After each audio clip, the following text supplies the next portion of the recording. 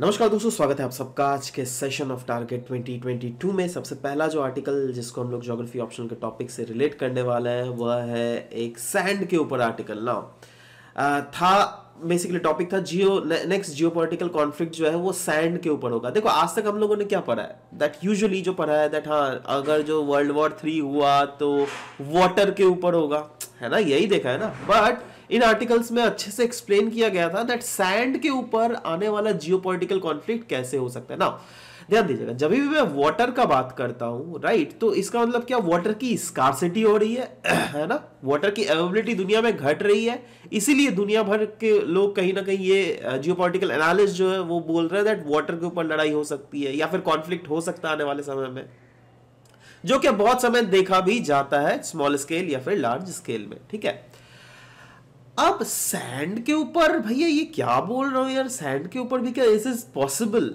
अच्छा ये पॉसिबल हो या ना हो हमें फर्क नहीं पड़ता, हमें आप ये सर बता दो दैट हमारे ज्योग्राफी ऑप्शनल के किस टॉपिक से इसको रिलेट कर सकते हैं। देखो अगर आप इकोनॉमिक ज्योग्राफी देखो, ह्यूमन ज्योग्राफी के सेक्शन में पहला पर्सपेक्टिव इन ह्यूमन ज्योग्राफी है, दूसरा वाला सेक्शन जो है यह है इकोनॉमिक ज्योग्राफी। अब इकोनॉमिक ज्योग्राफी में दूसरा वाला टॉपिक देखना, world resources and there distribution. ठीक है, मैंने जब पढ़ाया था आपको क्लासेस में ये भी बोला था that world resources and distribution जो है ना ये इतना वास्ट टॉपिक है ना दैट आप कोई गारंटी नहीं दे सकता दैट हाँ ये सबने किया होगा।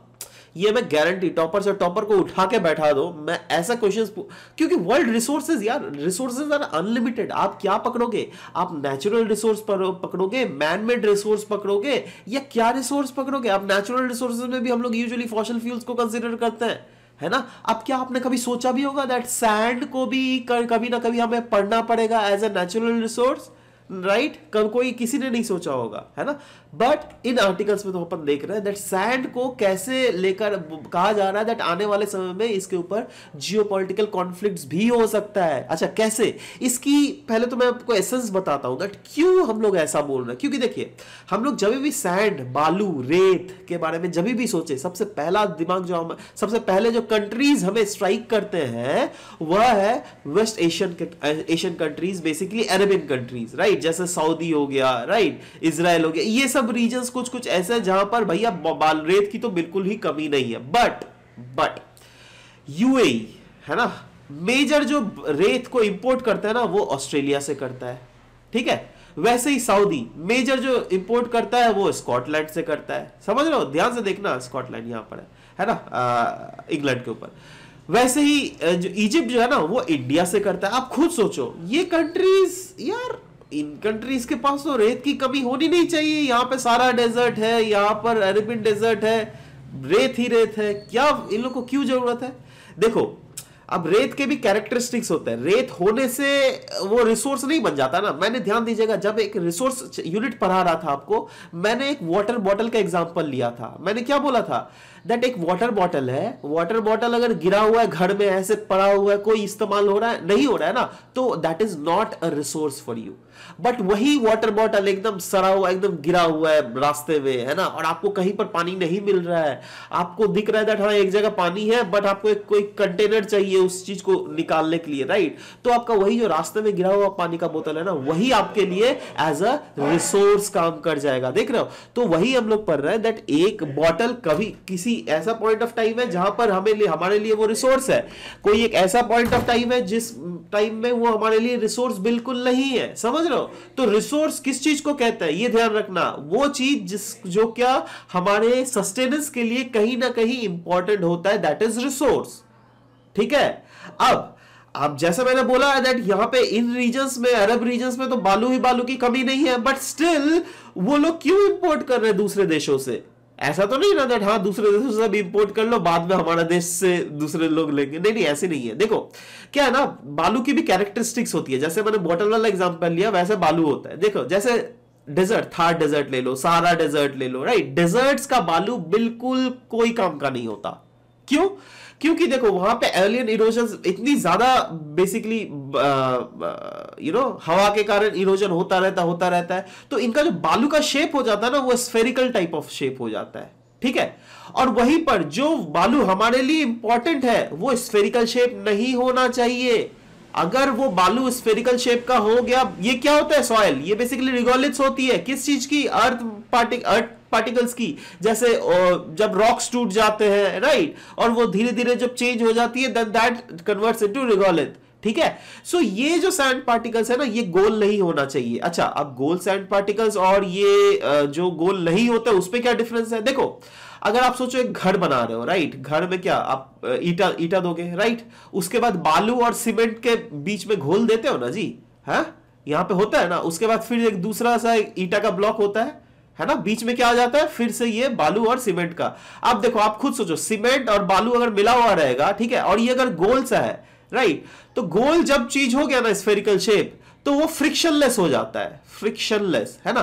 बाई चांस हो जो कल को खुदा ना खास्ता यहां पे भूकंप आ गया ठीक है, अब अगर अर्थक्वेक हुआ तो ये जो, अब देखो ये सब बालू अगर रहेगा ना, तो कहीं ना कहीं वो एक ईटा को दूसरे ईटे के साथ जोड़ के रखेगा, बट जब ये फ्रिक्शनलेस बन जाता है ना, तो इसको जोड़ने का प्रोबेबिलिटी बहुत ज्यादा घट जाता है। मतलब उस टाइप के घर जो है जल्दी से नीचे आ जाएंगे, थोड़ा भी अगर अर्थ का ट्रिमर हुआ तो वो नीचे चले आएंगे, समझ रहे हो बात। बट वही इस टाइप के जो बालू है ना, ये टाइप का बालू जो है बहुत हद तक कोई भी इंफ्रास्ट्रक्चर को हेल्ड अप करके रखता है। और सिर्फ घर ही नहीं, मैं पुल, बहुत जो भी चीज ले लो यार, ऑलमोस्ट आपका, इनफैक्ट आपको शॉक हो जाएगा, आप जिस मोबाइल के स्क्रीन देख रहे हो ना, वो भी बालू का बना हुआ है ना। आप कोई भी इक्विपमेंट ले लो, डायरेक्टली या फिर इनडायरेक्टली वो बालू का बना हुआ है, डायरेक्टली या फिर इनडायरेक्टली में ध्यान देना है ना, इसलिए आपको पता भी नहीं है शायद। बट जैसे हमने बोला था ना, दैट लोहा, दैट इज आयरन जो है एक इंफ्रास्ट्रक्चर बेसिक्स है जिसके ऊपर पूरा दुनिया का इंफ्रास्ट्रक्चर टिका हुआ, वैसे ही कहीं ना कहीं बालू भी है जिसको हम लोग नजरअंदाज कर देते हैं।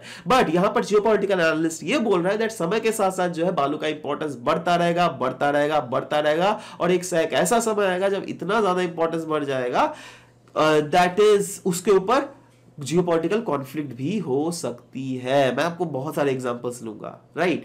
और देखो जैसे आप ले लो क्या बोल सकते हैं, हाँ सिंगापुर, ठीक है, सिंगापुर एक ऐसा रीजन है जो कि मलेशिया इंडोनेशिया से बहुत ज्यादा बालू लेता था राइट, फिर बाद में मलेशिया इंडोनेशिया इन्होंने बैन कर दिया धीरे धीरे सिंगापुर को बालू देना, ठीक है। इनफैक्ट सिंगापुर बालू को ऐसे प्रिजर्व करके अभी भी समय में रख रहा है जैसे कि आप मानो हम लोग जैसे ऑयल को स्ट्रेटेजिक रिजर्व करते हैं ना, वैसे सिंगापुर बालू को कर रहा है। क्यों? क्योंकि सिंगापुर में डेवलपमेंटल तो एकदम स्काई रॉकेट कर रहा है डेवलपमेंट, आने वाले समय में भी डेवलपमेंट होता रहेगा, तब उन लोग को बालू की कमी पड़ जाएगी, ठीक है। तो उसके लिए सिंगापुर कहीं ना कहीं सब जुगाड़ कर रहा है। ऐसे ही बहुत सारे एग्जाम्पल, ऑफ कोर्स इंडिया को तो उतने नौबत नहीं आया है भगवान करे, बहुत अच्छा चीज है, ठीक है। बट स्टिल आपको समझना पड़ेगा दैट ये जो है बालू कहीं ना कहीं बहुत ज्यादा स्ट्रैटेजिक रिसोर्स साबित होने वाला है आने वाले समय में। और कभी भी अगर कोई भी स्ट्रैटेजिक रिसोर्स जिसको पूरा दुनिया का डिमांड होगा वो अगर लिमिटेड हो जाए तो आप खुद सोचिए उस सिचुएशन में जियोपॉलिटिकल कॉन्फ्लिक्ट होने का संभावना बढ़ जाता है। क्यों? क्योंकि वो वाला जो मिनरल है ना, या फिर वो वाला जो रिसोर्स है, दैट इज यहां पे अगर हम लोग सैंड को कंसीडर करें तो वो एक स्ट्रैटेजिक कैटलिस्ट क्रिएट कर देता है राइट, जिससे आने वाले समय में जियोपॉलिटिकल कॉन्फ्लिक्ट भी हो सकती है, ठीक है। नाउ सवाल होता है दैट अगर मतलब रेगिस्तानों का बालू अपन यूज नहीं कर सकते, दैट कौन कौन से बालू है जहां पर एजेस जो है वो रफ होते हैं इसके एजेस। तो देखो वो है रिवर्स राइट, रिवर बैंक, जी हाँ, सी शोर, सी बेड, डीप सी, ये सब रीजन से जो है हम लोग बालू को एक्सट्रैक्ट कर सकते हैं। क्यों? क्योंकि उनके जो है रफ एजेस होते हैं जो कि हमारे लिए बहुत काम का होता है। समझ के बाद देखो ये चीज वही चीज है, बेसिक चीज मुझे समझाना था दैट जब भी कोई चीज आप एनालिसिस कर रहे हो या फिर कोई चीज न्यूज में देख रहे हो, बहुत समय क्या होता है ना दैट हम लोग नजरअंदाज कर देते हैं, हम लोग सोचते हैं यार ये क्या हम लोग का ज्योग्राफी से थोड़ा रिलेट होगा, बट अल्टीमेटली कैसे उस चीज को रिलेट करता हो वो चीज मेरा आपको बतलाना था, ठीक है।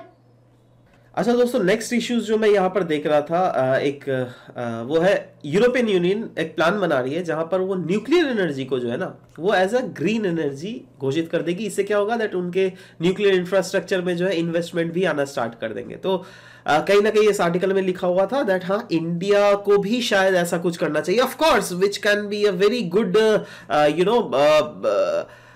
Point for you right. वो जीएस के लिए लिखिए या फिर ज्योग्राफी ऑप्शन के लिए भी बहुत ज्यादा काम अच्छा पॉइंट हो गया राइट। और हाँ ये जब भी इस टाइप की एनर्जी के रिलेटेड बात आ जाए तो एनर्जी क्राइसिस हमारा इकोनॉमिक ज्योग्राफी में भी टॉपिक है, रिसोर्स में भी एनर्जी क्राइसिस एक महत्वपूर्ण टॉपिक है, तो दोनों में हमारे लिए यह यूटिलाइज तो हो ही जा रहा है, ठीक है। बट साथ ही साथ इसके अलग अलग एस्पेक्ट्स भी देखने पड़ेंगे। देखो अब कभी भी अगर इस टाइप की चीजें अगर आप देखते हो ना, तो न्यूक्लियर एनर्जी के बारे में बात हो रहा है, तो न्यूक्लियर एनर्जी के कुछ कुछ पॉजिटिव एस्पेक्ट भी होते हैं, न्यूक्लियर एनर्जी के कुछ कुछ नेगेटिव एस्पेक्ट्स और चैलेंजेस भी होते हैं। पॉजिटिव एस्पेक्ट जब बोले तो देखो न्यूक्लियर एनर्जी अगर देख लीजिएगा respectively as compare to other conventional sources of extraction of energy जैसे फॉसिल फ्यूल या फिर कोई भी एनर्जी फॉर दैट मैटर, उससे तो काफी ज्यादा क्लीन एनर्जी है, राइट। हर वेदर में ऑल वेदर रिलायबिलिटी है ये, हर वेदर में ये इसका आप आराम से इस्तेमाल कर सकते हैं। आप खुद सोचिए ना, आप सोलर एनर्जी का क्या हर वेदर में जब बहुत बारिश हो रही है एकदम काले मेघा वही बादल तो बरसा हो, उस टाइप से अगर काले मेघा होगा तो क्या सोलर एनर्जी को एक्सट्रैक्ट करना मुश्किल हो जाएगा क्या? नहीं, है ना। वैसे ही विंड एनर्जी क्या सब समय हवा चलता है? नहीं ना, ठीक है। तो यही चीज है ना, दैट कभी भी स्टेबिलिटी कंडीशंस में हवा बहुत कम चलता है, ठीक है। बट अगर हम लोग बात करें सोलर इसकी न्यूक्लियर एनर्जी की, तो वो सब समय आप चला सकते हैं, राइट। आप एक बहुत स्मॉल स्पेस में न्यूक्लियर एनर्जी सेटअप कर सकते हैं, और ऑफ कोर्स उसका जो एक्सट्रैक्शन है वो लार्ज एक्सट्रैक्शन कर सकता है as compare to the other sources of energy. Other sources of renewable energy ही हम लोग क्यों ना ले लें। जैसे आप एक सोचो, आप अगर सोचो 2 या फिर 5,000 स्क्वायर फुट का एरिया में एक न्यूक्लियर प्लांट आपने सेटअप किया, राइट, ठीक है, चल 10,000 स्क्वायर फुट ले ले भाई, जो आप बोल रहे हो, ठीक है।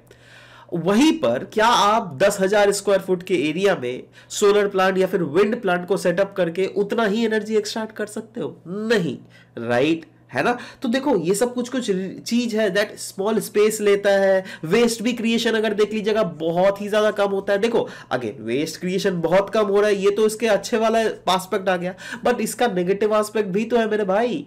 देखो वेस्ट भले ही कम क्रिएट हो रहा है, बट ये जो वेस्ट क्रिएट हो रहा है ना, वह रेडियो एक्टिव इन नेचर होता है, उसका डिस्पोजल काफी ज्यादा मुश्किल है ना। इनिशियल सेटअप कॉस्ट ही बहुत ज्यादा हाई रखता था, इतना पैसा है। सेफ्टी इश्यूज, अब तो पता ही, आप जापान का एग्जांपल बहुत खूबसूरत से तरीके से लिख सकते हो, राइट। इसका इनरिचमेंट भी प्रॉब्लम है, दैट देखो अगर इनरिचमेंट अगर कोई भी आप फ्यूल्स को अगर 20% से ज्यादा कर रहे हो तो नो डाउट उससे आप इलेक्ट्रिसिटी प्रोड्यूस कर पाओगे, बट ज्यादा इनरिचमेंट अगर कोई देश कर ले, जैसे ईरान, है ना, एलिगेशंस लग रहे हैं दैट हाँ ईरान जो है ये 90% से भी ज्यादा इनरिचमेंट कर रहा है। इससे अगर ज्यादा मतलब क्या, आप न्यूक्लियर बॉम्ब बना रहे हो, है ना, यही चीज है। और इसका माइनिंग, है ना, ये जो न्यूक्लियर मटेरियल्स का माइनिंग भी एक बहुत बड़ा चैलेंजिंग टास्क है, राइट। कहीं ना कहीं आप इंटरनेशनल एस्पेक्ट्स लिख दीजिए, हमारा इंडिया का जो एंट्री है एनएसजी में, न्यूक्लियर सप्लाई ग्रुप में, वो कहीं ना कहीं बाधक हो रहा है। और कौन बाधक दे रहा है? Of course China. Land acquisition का एक बहुत बड़ा मामला है। आप बोल सकते हो एनजीओस के बारे में, दैट एनजीओ, हम कोई भी न्यूक्लियर प्लांट एनर्जी सेटअप करना चाहते हैं, इन्वायरमेंटल एनजीओस आके डंका बजाने लग जाते हैं दैट नहीं नहीं नहीं, इससे वहाँ के लोकल लोगों को प्रॉब्लम आएगा, ये होगा, फलाना होगा, ढीकना होगा, राइट। न्यूक्लियर लायबिलिटी लॉ है हमारे देश में, आपको पता है, दैट उसके आधार पर क्या है ना, दैट अगर न्यूक्लियर कुछ डिजास्टर हो गया तो जो न्यूक्लियर मतलब इक्विपमेंट बना रही है जो कंपनी, है ना, उनके ऊपर रिस्पॉन्सिबिलिटी आ जाएगा। इसलिए क्या हो रहा है दैट बाहर से जो कंपनीज प्रॉपर्ली आके हमारे साथ काम भी नहीं करना चाहती है। बट भले ही ये सब चीज हो, बट कुछ कुछ चीजों में हमारे को भी अपर हैंड है। जैसे एनएसजी में भले ही हमारे को एंट्री नहीं मिला है, which is no doubt one of the elitest group in this nuclear world, but still अगर देखा जाए तो इंडिया को कहीं ना कहीं वेवर जरूर मिला हुआ यूएस से, बट उस वेवर का भी तो अपन एक लेवल के बाद भरोसा नहीं कर सकते ना। आप सोचो ना, कल को अगर यूएस से झगड़ा हो गया तो यूएस बोलेगा नहीं नहीं जाओ भाई, tata bye bye see you, tata bye bye see you, हो गया, है ना। तो ये सब चीज ना जिससे हो, तो इसीलिए कहीं ना कहीं हमें अपने तरह से सेल्फ रिलायंट होना चाहिए। तो अगेन चलो, हम लोगों ने कहाँ ऑप्शन से स्टार्ट किया था, कहाँ जीएस के पॉइंट्स भी घुसा दिया हम लोगों ने, है ना। बट हाँ, आप लोग को कहीं ना कहीं ये सब चीजें याद जरूर होनी चाहिए। एक बहुत बड़ा कंफ्यूजन था जो क्या एक हमारे पेड सब्सक्राइबर ने पूछा था। बेसिकली उन्होंने ये पूछा था दैट कभी भी अगर हम लोग लिमिट्स टू ग्रोथ मॉडल पढ़ते हैं ना, है ना, तो क्या इसके एप्लीकेशंस को जो अपन इसमें पढ़ते हैं ऑप्शनल में, क्या उसको आप डायरेक्टली जीएस में इस्तेमाल कर सकते हैं? देखो मैंने ऐसे बहुत सारे आर्टिकल्स देखे हैं जहां पर इसका उच्चारण किया गया था limits to growth model, right. तो देखो एक दो आर्टिकल में अगर हो जाए तो इसका मतलब ये आप लोग मत समझ लेना दैट हाँ इतना टफ लैंग्वेज अगर हम लोग जीएस के नॉर्मल पेपर्स में भी इस्तेमाल करें तो हमारे को मार्क्स मिलने का प्रोबेबिलिटी बढ़ जाएगा। देखो ऐसा सोच के देखो, जब भी आप आंसर लिखते हो ना, सोच के देखो दैट अगर बंदा कोई चेक कर रहा हो, आप देखो आपके पास तो बहुत नॉलेज, ज्यादा नॉलेज है, बट जो बंदा चेक कर रहा हो क्या उसके पास नॉलेज है? वो बिल्कुल सिंपल चाहता है सब कुछ, है ना, तेरा मेरा लैंग्वेज कुछ नहीं उसको चाहिए, जितना सिंपल लिख पाओगे, जितना सिंपल प्रेजेंट कर पाओगे उतना अच्छा सिंपली आपको नंबर मिलेंगे, है ना। तो आप अगर लिखोगे लिमिट्स टू ग्रोथ मॉडल, क्या आपके कॉपी में अगर लिखा हुआ है तो नो डाउट क्या वो सर्च करने बैठेगा गूगल में दैट हाँ बंदे अगर लिमिट्स टू ग्रोथ मॉडल लिखा है इसका मतलब क्या, चलो सर्च करते हैं, नहीं, राइट, है ना। उसको तो दिखेगा अरे भाई ये तो क्या टेक्निकल वर्ड घुसा दिया, है ना। तो ऐसा हो सकता है दैट प्रोबेबली उसे नहीं पता हो जो कॉपी चेक कर रहा हो, ठीक है, तब उस सेक्टर में लेकिन आपको नंबर मिलने मुश्किल हो जाएंगे, राइट। इसीलिए कभी भी अगर बाई चांस अगर आपको इस्तेमाल भी कर रहा होगा ना इस टाइप के वर्डिंग्स, तो आप ऐसे लिख देना दैट हाँ भाई नेशनल डेली में न्यूज़पेपर में एक टर्म रिलीज हुआ था लिमिट्स टू ग्रोथ मॉडल, उसके आधार पर, है ना, थोड़ा जिससे क्या उसको लगे दैट हाँ बंदे ने न्यूज़पेपर देखकर कहीं ना कहीं लिखा है, राइट। आप डायरेक्टली ऐसे मत लिख लेना bluntly limits to growth model, है ना, क्योंकि नो डाउट यार ये थोड़ा टेक्निकल, ज्यादा टेक्निकल वर्ड हो गया, राइट। तो ये सब चीज है। और हाँ, और भी एक डाउट जो था वो था दैट देखो इसमें वैसे बहुत सारे फैक्टर्स है, जैसे रिसोर्सेज एक फैक्टर है, फूड पर कैपिटा एक फैक्टर है, पॉल्यूशन एक फैक्टर है, पॉपुलेशन फैक्टर है, industrial output per capita factor है, ठीक है। तो ऐसा हो सकता है क्या दैट कोई क्वेश्चन में बाई चांस सोचो पॉपुलेशन और रिसोर्सेज के बारे में, है ना, सोचो एक क्वेश्चन ऐसा आ गया जहां पर कहीं ना कहीं पॉपुलेशन और रिसोर्स को रिलेशन पूछा गया, राइट। तो क्या उस सेक्टर में आप लिमिट्स टू ग्रोथ मॉडल के इस एस्पेक्ट को दिखा सकते हैं जहां पर आप बता रहे हो दैट हाँ भाई पॉपुलेशन कैसे बढ़ रहा है और रिसोर्स का कैसे डिप्लीशन होगा, क्या इस दोनों को लेकर सिर्फ आप बता सकते हैं? अगर ऑप्शन में ही पूछा गया तो हाँ एब्सोल्युटली आप दिखा सकते हो, है ना। देखो इसमें तो बहुत सारे हो जाएंगे, एक तो लिमिट्स टू ग्रोथ मॉडल हो गया, मैल्थ्यूसियन थ्योरी भी आप कहीं ना कहीं दिखा सकते, क्योंकि वो भी तो वही बोलता है ना जी, वो क्या बोलता है दैट पॉपुलेशन जो है ये ज्योमेट्रिक प्रोग्रेशन से बढ़ रहा है, राइट, और रिसोर्सेज की अवेलेबिलिटी जो ये अर्थमेटिक प्रोग्रेशन से बढ़ रही है। एक पॉइंट ऐसा जरूर आएगा जिसके बाद जो है पॉपुलेशन ग्रोथ बहुत ज्यादा शूट अप हो जाएगा as compared to the availability of resources, है ना। तो देखो इसमें बहुत सारे हैं, बट हाँ उस टाइप के एग्जाम्पल क्वेश्चन में अगर आप लिमिट्स टू ग्रोथ मॉडल को भी इंक्लूड करना चाहे और इसके सिर्फ दो ही ये मॉड्यूल दिखाना चाहे तो देन ऑल्सो दैट्स फाइन, ठीक है। ये कंफ्यूजन था, मुझे लगा दैट हाँ चलो इस टाइप के कंफ्यूजन आप लोगों में से लार्जर चंक ऑफ जनता को हो सकती है, तो इसलिए I thought of solving it up for you, right. Anyways ऐसे ही अगर छोटे मोटे कंफ्यूजन है और अगर आपको चाहते हैं दैट एक स्ट्रक्चर्ड मैनर में तैयारी करना, तो अगेन हमारे इंग्लिश बैच या फिर बाइलिंगुअल बैच दोनों आप ज्वाइन कर सकते हो दोस्तों, डिजिटल क्लासेस। सिर्फ आपको डाउनलोड करना पड़ेगा स्मार्ट रैंकर्स एजुकेशन ऐप और फर्दर सारे A to Z क्लासेस की एक्सेसिबिलिटी आपको दी जाएगी, ठीक है। So this was all about the discussion for today, will meet you in the next session, bye bye, take care.